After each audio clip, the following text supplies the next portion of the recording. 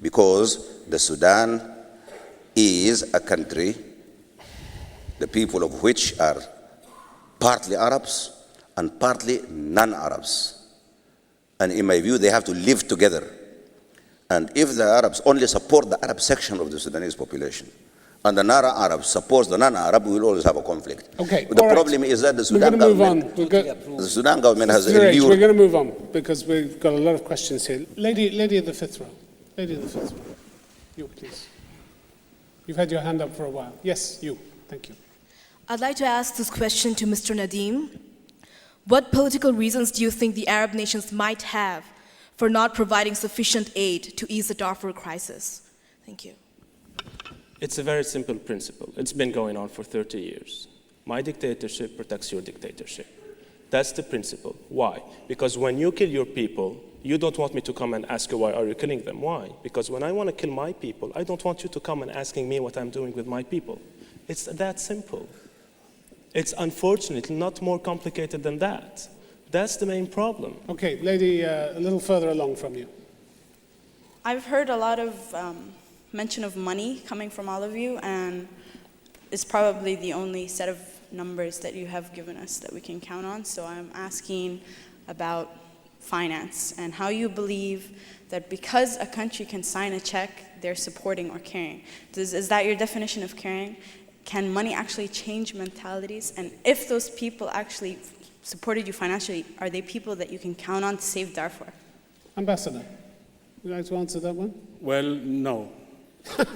Zeid Sabban. I suggest that I don't know why you're shying away from money. I'm not trying. I want her. No, excuse me. But Ambassador, do you measure help? Do you measure help from your fellow Arab states by the amount of money that they give you, they offer you? This is the basis of the question okay, that it is not I only think the you're money. asking. It is not only the money. We received money. We received political support.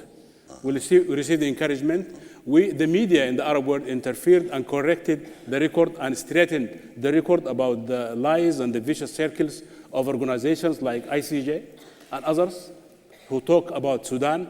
I mean, they just compile reports from everywhere and then they put it and print it nicely and distribute it over very nice websites all over the world. Ambassador, you've called his reports nonsense. Let him reply. Arabiya channel, Mr. Ambassador. No, I insist. I have a documentary with me that was filmed in Darfur. ICJ doesn't have anything. Sure. I don't have. Sure, it's on the website. Can we just let him finish? It's on the website, on the Darfur page on our website. I have their website. I can go into it. Please, I know what they want to say. Let me tell you the story. Let me tell you. It's called, the documentary filmed by Al Arabiya TV channel. Everybody here knows Arabiya TV channel. It's called Jihad al Jihad, Jihad on Horseback. It was filmed in Darfur, in refugee camps. You can see the refugee camps. They are Arabs, they didn't lie. It was never aired. I have it in my hands. I have it's on the web. It was never aired because President Bashir called the cabinet of King Abdullah of Saudi Arabia and told him, please, do not let this documentary go out. You know why? Because if you see the documentary, you and me will start crying when we see it. How do you prove that, Bashir? How do I prove what? Were you there? It was on the Arabiya website. No, it was on the Arabiya website. They said we are facing pressure not to air it. Please. And if you could kindly not all talk at the same time, I'd be awfully grateful. Gentleman on the front row there. Thank you. You, sir. Logical statements need simple reasoning. Unlogical statements need strong justification. Could we have a question, please? Yes, the question. How come that the government kills their own people? This is a good question. How come a government kills its own people? Yeah, would the government of Egypt kill the Egyptians and the government of Sudan kill the Sudanese and so forth? Yes. It is a statement that is said by people like ICJ. It's a question. By the opposition. Do you want to answer it, Ambassador? It's a so question. no government kills its own people. Saddam Hussein killed his own people. Yeah. Didn't he? Yeah. Wasn't he Arab? He killed his own people.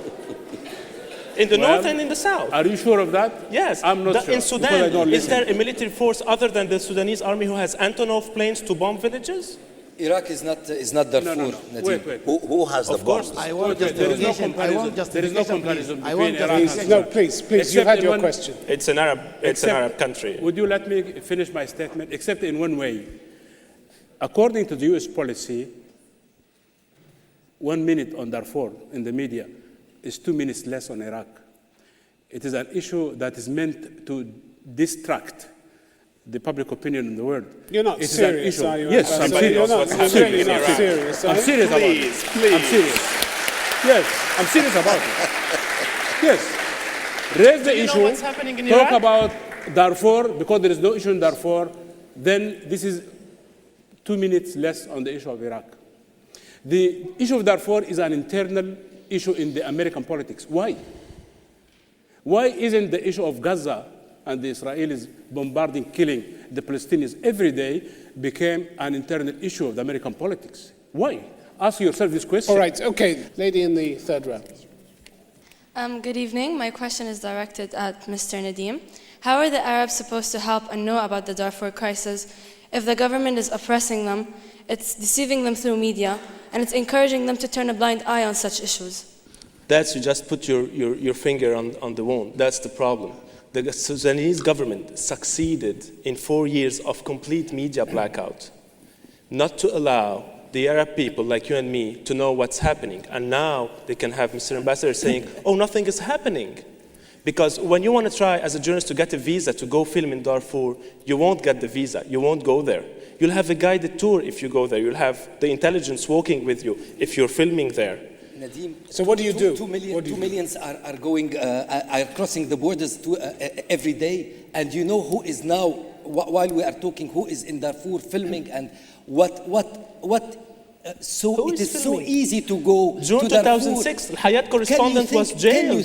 Can you just... End of 2003, Jazeera correspondent was jailed. The Jazeera office was closed for 1 year in Khartoum because of Nadim, that. This is not the problem. What is happening in Darfur, we all know what is happening in Darfur. So something is happening in Darfur. Of course. Then we agree on something. I'm very happy about that. Of course. Because Mr. Ambassador says nothing is happening. Okay. Only 9,000 people killed. Only 9,000 people killed. Did you say nothing is happening in Darfur? Never. Don't put words on his tongue. He did say 9,000. No.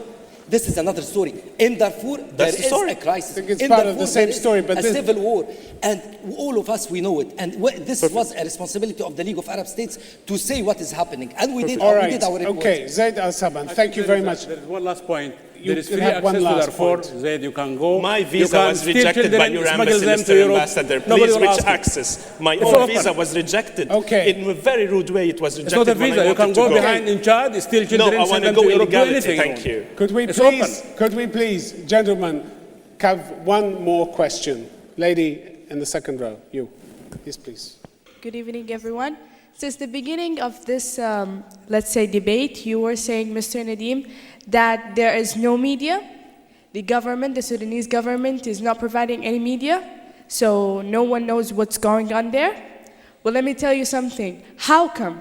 How are you saying so if we are all sitting down here today and knowing exactly what's going on? How can you tell that? And apparently, you yourself know a lot, and I'm telling you a lot about this. You've been talking since the beginning, and you've been doing a great job. So apparently, yes, there is media, and the media is working properly. Thank you very much. Thank you. Yes. There are two media we're talking about. We're talking about Arab media and Western media. Western media, what they did, they go illegally through Chad, they go in, they film, they go out. Sometimes they are arrested because they went in illegally. Arab media is not allowed to go in. Did you watch anything, any footage on refugees in Darfur on the Arab channels? I haven't. It's very hard to find some. They don't exist. They report on what's happening in the UN about Darfur and the Security Council. Let her come back to you. She just wants to make a point. The point is knowing about the issue, right? Through Western media. Through Western, through Arab. But in the Arab world, not everybody knows English. But Arabs do know. Sure, but not everybody, only the elite. The normal people, the Arab street doesn't know about it because they don't Here you go again, you're saying they do not know about it. How come? They know, whether it's from the Arab or from the Western media, they know. They do know from the Western media, we agree. They do know. All right. So we can take an action, Arabs can take an action. Hopefully, I really hope so. Okay, we are going to come to the point in the proceedings. We are now going to vote on the motion that this House believes Arab governments couldn't care less about Darfur. Would you take your voting machines? If you want to vote for the motion, that's the side represented by Ahmed Diraige and Nadim Hasbani. Will you press button 1, the yellow button? If you want to vote against the motion, that's the side represented by Sirajuddin, Hamid, Yousuf, and Zeid al-Sabban. Would you press button 2, the red button, and would you please do that once? In a few seconds, your vote will be transmitted to our computers, and we should have the result for you on the screen. All right, the results there, coming up on the screen.